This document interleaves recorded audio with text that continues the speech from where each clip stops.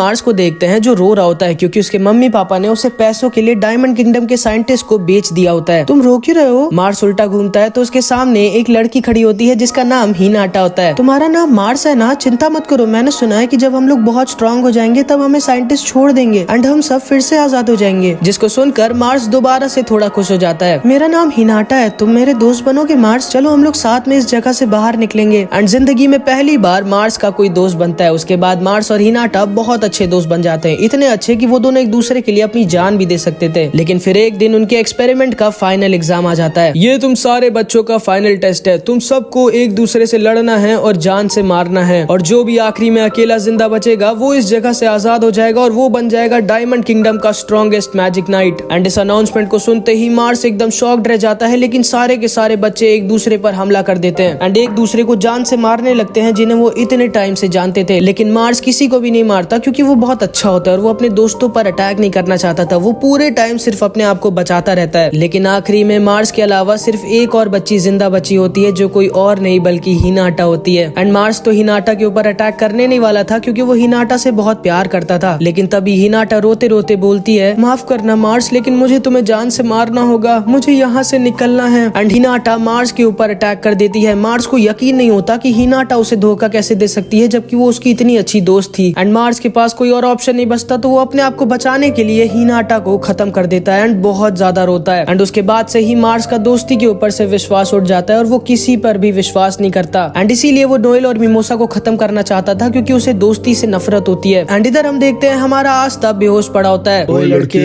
मेरी बेइज्जती मत करा, जल्दी उठ, मेरे पास तेरे लिए कुछ है। जिसको सुनकर आस्था होश में आ जाता है एंड उसको समझ में नहीं आता कि अभी अभी उसको किसने उठाया था। एंड तभी वो देखता है उसके बगल में एक छोटे साइज की तलवार जमीन में घुसी हुई होती है। एंड इधर हम देखते हैं मार्स इन दोनों के ऊपर अपने डायमंड ब्लेड से अटैक कर देता है। मिमोसा, लेकिन तभी वहाँ पर आस्था अपनी नई स्वॉर्ड लेकर पहुंच जाता है और मिमोसा और नोएल को बचा लेता है। एंड अब तो आस्था की तलवार का साइज बहुत कम होता है तो आस्था आसानी से मार्स के सारे अटैक्स रोक देता है। तुम फिर से आ गए? आस्था सोचता है, नहीं, मैं अभी मार्स पर अटैक नहीं कर सकता, मेरा मेन काम इस समय नोएल को प्रोटेक्ट करना है। लेकिन तभी हम देखते हैं नोएल भी होश में आ जाती है और कहती है, आस्था मेरी चिंता मत करो, अब मैं ठीक हूँ, जाओ बैंड बजा दो इसकी। जिसको सुनते ही आस्था तैयार हो जाता है मार्स की बैंड बजाने के लिए। एंड तभी मार्स आस्था के ऊपर अटैक कर देता है और आस्था अपनी नई तलवार से अपने एंटी मैजिक वेव से अटैक कर देता है। आस्था सिर्फ अपने एक अटैक से मार्स को दोबारा से दूर फेंक देता है एंड मार्स दूर जाकर गिर जाता है। लेकिन इस बार मार्स का अटैक भी आस्था को लग जाता है एंड आस्था के पेट में मार्स का एक डायमंड घुस जाता है एंड आस्था वहीं पर बेहोश हो जाता है। ये सारे लोग अपने आप को आजाद करने की कोशिश करते हैं लेकिन मार्स का डायमंड प्रिजन बहुत ज्यादा स्ट्रॉन्ग होता है तो इसीलिए वो लोग मार्स के मैजिक से छूट नहीं पा रहे होते। आस्था वहीं पर बेहोश पड़ा होता है लेकिन मार्स फिर से वापस उठ जाता है। भाई बहुत स्ट्रॉन्ग होता है ये। एंड ये गुस्से में बोलता है, बस बहुत हुआ,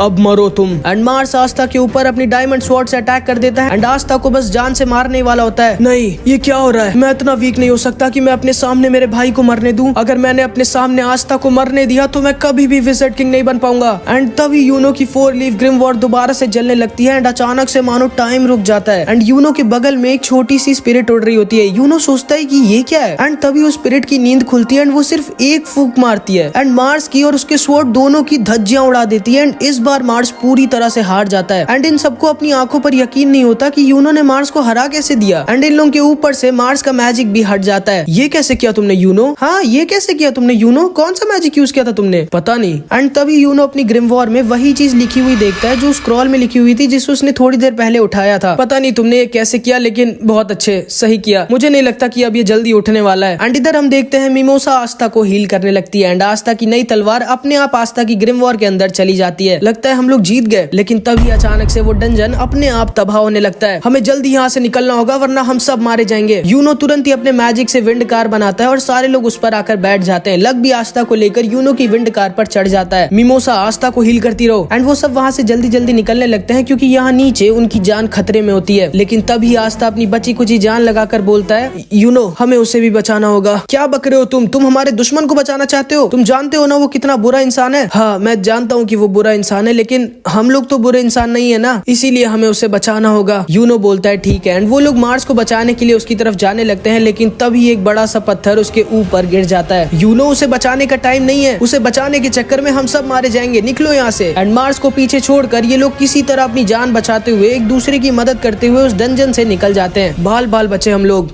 मजा आ गया, एक और बार चले क्या? तुम सही में पागल हो क्या? एंड ये सारे लोग उस डंजन से जिंदा बचकर निकल जाते हैं, लेकिन तभी हम लोटस को देखते हैं। लोटस भी वही नीचे ही था जो पूरे टाइम चुपचाप खजाना जमा कर रहा होता है। एंड उसने मार्स को भी बचा लिया होता है जो कि अभी बेहोश पड़ा होता है। एंड अभी मार्स को उसका पूरा का पूरा पास्ट याद आ जाता है जो साइंटिस्ट ने उसे भुलवा दिया था जब हिनाटा ने उसके ऊपर अटैक कर दिया था और मार्स ने हिनाटा को खत्म कर दिया था। एंड वो जोर जोर से बैठकर रो रहा था, तभी हिनाटा उसके पास आती है और उसे हील करने लगती है। तुमने ऐसा क्यों किया हिनाटा? हम तो साथ में बाहर जाने वाले थे ना। माफ करना मार्स, लेकिन मैं जानती थी कि तुम मुझे कभी नहीं मारोगे, इसीलिए मुझे तुम पर अटैक करना पड़ा ताकि तुम मुझे मार दो और इस जगह से बाहर निकल जाओ। मेरा इस दुनिया में कोई भी नहीं है मार्स तुम्हारे अलावा, इसीलिए मैं तुम्हें मरने नहीं देना चाहती थी। अब जाओ मार्स, हम दोनों के संतिर पूरी दुनिया देखो। एंड ये कह के हिनाटा वहीं पर खत्म हो जाती है। एंड अब जाके मार्स को समझ में आता है कि नहीं, हिनाटा ने कभी भी उसे धोखा नहीं दिया था, वो मार्स से सच में बहुत प्यार करती थी। एंड तभी मार्स होश में आ जाता है।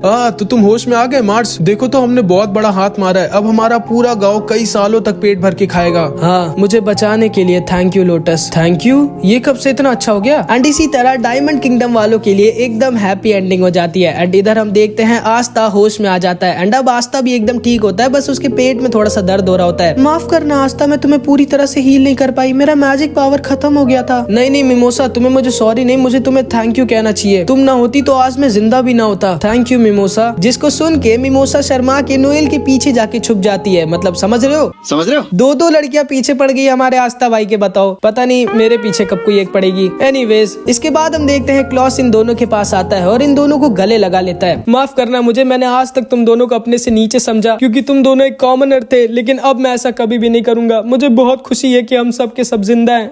क्लॉस सर, इतना जोर से मत गले लगाओ वरना मैं ज्यादा देर जिंदा नहीं बचूंगा। ओ माफ करना। ओए यूनो, मुझसे लड़ाई करोगे क्या? चलो देखते हैं हम दोनों में कौन ज्यादा स्ट्रांग है। नहीं। अरे नोएल देखो, मेरी तरह तुम्हारे भी कपड़े फट गए। चुप रहो पागल। एंड इन लोगों की भी इधर एकदम हैप्पी एंडिंग हो जाती है। इसके बाद ये सारे लोग वापस अपने बेस लौट जाते हैं। इसके बाद हम थोड़े दिनों बाद देखते हैं, क्या मैं एक हफ्ते बाद सो के उठाऊं? और नहीं तो क्या, भालू हो क्या तुम? कोई बात नहीं मेरे प्यारे आस्था, तुम्हारी चोट से रिकवर होने के लिए तुम्हें एक अच्छी नींद की जरूरत थी। और हाँ, नोएल को तुम्हारी बहुत चिंता थी, वो रोज रोज तुम्हारी तबियत देखने जाती थी। क्या सच में नोएल? झूठ बोल रही है ये। आस्था, अब तो तुम ठीक हो गए हो, मुझसे लड़ाई करोगे क्या? नहीं, अभी मुझे बहुत भूख लगी है। मुझे पता था तुम्हें भूख लगी होगी आस्था, इसीलिए मैं तुम्हारे लिए ढेर सारा खाना लाई हूँ। चार्मी सेनपाई, आप सबसे अच्छी हो। एंड आस्था पागलों की तरह खाना खाने लगता है। एंड तभी उसके गले में खाना अटक जाता है। ये लो पानी, सुअरों की तरह क्यों खा रहे हो? तुम्हारा खाना भाग के जाएगा नहीं कहीं। एंड तभी यामी दरवाजा तोड़ के अंदर आ जाता है। अरे तुम जिंदा तो हो ना बच्चे? मुझे लगा था कि तुम टै बोल गए।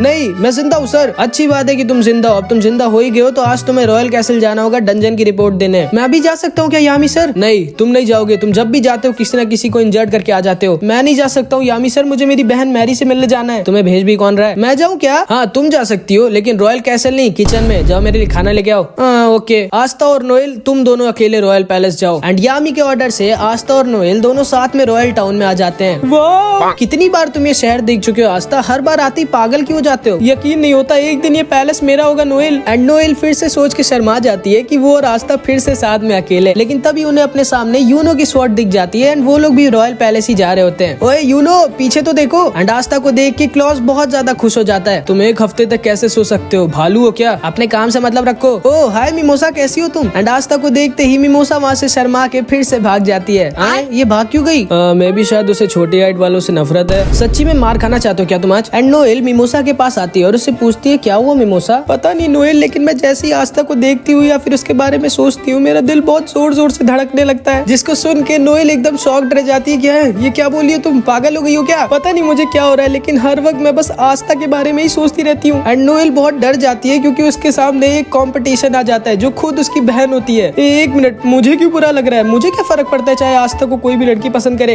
ये क्या हो रहा है? एक मिनट, कहीं मुझे आस्था से एंड ये दोनों लोग चिल्लाने लगते हैं। इन दोनों को क्या हो गया? कहीं इन दोनों के पेट में दर्द तो नहीं हो रहा? इसके बाद हम देखते हैं ये सारे लोग रॉयल पैलेस के गेट के सामने पहुंच जाते हैं। एंड तभी क्लॉस, मिमोसा और नोएल एकदम शॉक्ड रह जाते हैं और अपने घुटने टेक लेते हैं क्योंकि इन लोगों के सामने खुद खड़े होते हैं द विजर्ड किंग। ये कौन है यूनो? पागल लड़के, ये कोई और नहीं बल्कि हमारे विजर्ड किंग सर जूलियस है, जिसको सुनकर आस्था और यूनो एकदम शॉक्ड रह जाते हैं एंड ये दोनों भी अपने घुटने टेक लेते हैं। आस्था को यकीन नहीं होता कि उसके सामने खुद विजार्ड किंग खड़े हैं जो उसका वेलकम करने आए हैं। इसके बाद हम देखते हैं ये सारे लोग एक जगह पर खड़े होते हैं एंड विजार्ड किंग यूनो की ग्रिमवॉर्ड देख रहे होते हैं एंड यूनो आस्था अभी तक शॉक में होते हैं और उनको यकीन नहीं हो रहा होता कि उनके सामने खुद विजार्ड किंग खड़े हैं जो पूरी दुनिया के सबसे स्ट्रॉन्गेस्ट मैजिशियन है, जो अकेले पूरी दुनिया तबाह कर सकते हैं। वाओ, 4 लीफ ग्रिमवॉर्ड मैं जिंदगी में पहली बार देख रहा हूँ। तो लोग सही कहते हैं, विजार्ड किंग को रेयर मैजिकल पावर्स बहुत ज्यादा ही पसंद है। एक मिनट, ये स्पेल कहाँ से आई तुम्हारे पास यूनो?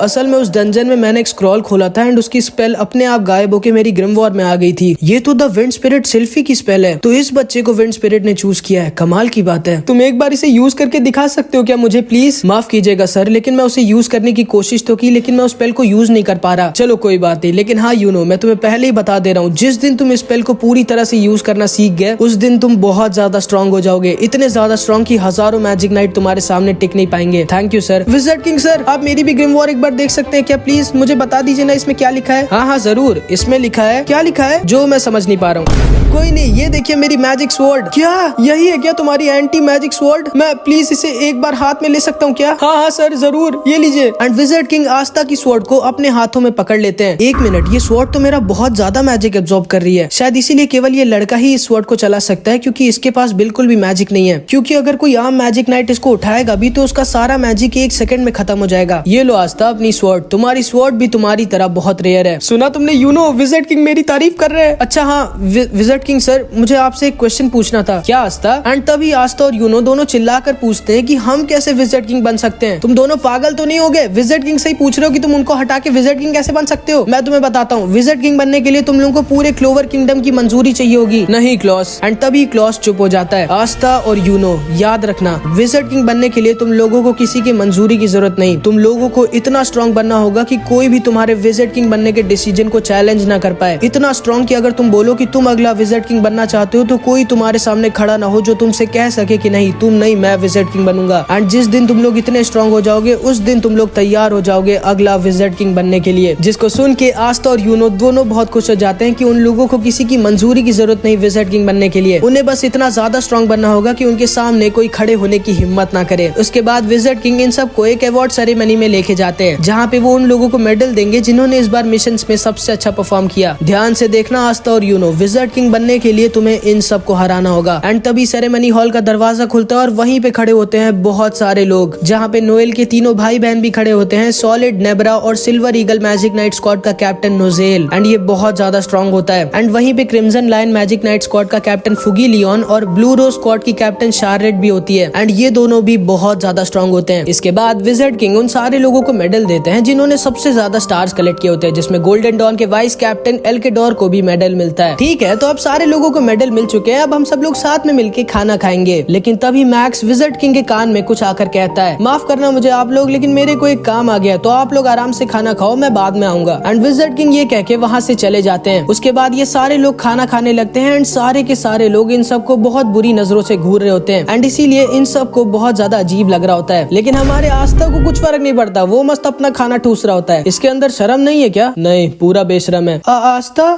तुम मेरा भी खाना खाना चाहोगे क्या? हाँ हाँ क्यों नहीं, मिमोसा लाओ, सारा का सारा मेरी प्लेट में डाल दो। यकीन नहीं होता, विजार्ड किंग ने क्या सोच के इन कॉमनर्स कुत्तों को हमारे साथ पार्टी में इनवाइट कर दिया। उस लड़के को तो देखो, मैं उसके अंदर से बिल्कुल भी मैजिकल पावर सेंस नहीं कर पा रही हूँ। कोई इतना बड़ा लूजर कैसे हो सकता है? देखो तो वो सुअरों की तरह खाना खा रहा है। क्या सारे कॉमनर्स ऐसे ही खाते होंगे? एंड ये सारे लोग मिल के आस्था का मजाक उड़ाने लगते हैं, लेकिन आस्था को कुछ फर्क नहीं पड़ता। वो मस्त अपना खाना खा रहा होता है क्योंकि उसकी आदत होती है, वो बचपन से ये सब सुनता आया है, जिसको देखकर मिमोसा को आस्था और ज्यादा पसंद आ जाता है। तभी एल्केडोर बोलता है, पता नहीं आखिर इन कॉमनर्स को रॉयल पैलेस में घुसने भी क्यों दिया जाता है। तभी फुगिलियन का भाई लियोपोल्ड एल्केडोर से आके कहता है, तुम शायद भूल रहे हो एल्केडोर, तुम्हारी खुद की स्क्वाड में एक कॉमनर है जिसके पास वो 4 लीफ ग्रिमवॉर्ड है। हाँ मुझे पता है हमारी स्क्वाड में ये कॉमनर है, लेकिन हमारी पूरी स्क्वाड को इस कॉमनर के होने ना होने से कुछ फर्क नहीं पड़ता। सब के सब इससे नफरत करते हैं और हम सब इंतजार कर रहे हैं कब ये किसी मिशन में जाके खत्म हो जाएगा। और क्लॉस, मिमोसा और नोएल, तुम लोगों को शर्म शर्म नहीं आ रही क्या? तुम दोनों इन कॉमनर्स के साथ घूम रहे हो। लेकिन तभी नोएल का भाई सॉलिड कहता है, एल्केडोर तुम खाली मिमोसा और क्लॉस को ही डांटो, क्योंकि नोएल भी किसी कॉमनर से ज्यादा ऊपर नहीं है, वो भी सारे कॉमनर्स की तरह किसी काम की नहीं है। एंड नोएल का भाई सॉलिड उसके ऊपर आकर अपना पूरा का पूरा पानी गिरा देता है। तुम्हारी हिम्मत भी कैसे हुई नोएल हमारे सामने खड़े भी होने की? प्लीज ऐसा मत करिए आप दोनों। एंड तभी नोजेल नोएल से बोलता है, अभी भी तुम्हारे अंदर अगर थोड़ी सी भी शर्म बची हुई है नोएल तो भाग जाओ यहाँ से। एंड नोएल रोते रोते वहाँ से भागने लगती है, लेकिन तभी आस्था उसका हाथ पकड़ता है और कहता है, नहीं नोएल तुम कहीं नहीं जाओगी, इन सबको तो मैं देखता हूँ। एंड आस्था अपनी टेबल के ऊपर खड़ा होता है और जोर जोर से चिल्ला के बोलता है, ओए कान खोल के सुनो तुम सबके सब, मेरे बारे में जो भी कहना है कहो, मुझे कुछ फर्क नहीं पड़ता, लेकिन अगर तुम लोगों ने मेरे दोस्तों के बारे में कुछ भी कहा तो मुझसे बुरा कोई नहीं होगा। एंड तभी एल्केडोर अपने मैजिक से आस्था को पकड़ लेता है। कॉमनर कुत्ते, तुम्हारी हिम्मत भी कैसे हुई हमारे सामने अपना मुंह खोलने की? लेकिन तभी आस्था अपनी स्वॉर्ड निकालता है, एल्केडोर के मैजिक को खत्म कर देता है। क्या ये कैसे किया इसने? मेरी बात अभी खत्म नहीं हुई, तुम्हारा जो भी नाम है और तुम सब के सब याद रखना मुझे, मेरा नाम है आस्था और मैं वो हूँ जो एक दिन तुम सबको हरा के बनेगा